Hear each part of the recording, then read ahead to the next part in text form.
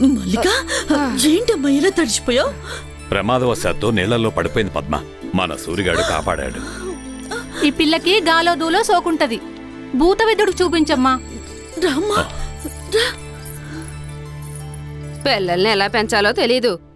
ఈ పిల్ల మన వీరయ్యున్నాడే, వీరయ్యగాడి కొడుకు, అదే పనిగా కబుర్లు చెప్తుందంట. మా ఓడు చూసి చెప్పారు. ఏమిటో కలికాలం. ఏం జరిగిందో ఏంటో ఏ సంగతి నాకు చెప్పడు కదా. సూరే సూరే రేయ్, ఏటయ్యా అంత కంగారుగా ఉన్నావు? కంగారు కాకపోతే మరేంట్రా? ఊరందరికీ తెలిసింది, నీకు ఇంకా తెలియలేదా అని జనం అంతా నా ముఖాన ఓస్తున్నారు. ముందు ఈ సంగతి చెప్పు. ఏ సంగతి అయ్యా? అదే అమ్మాయి గారి బావిలో పడ్డ సంగతే.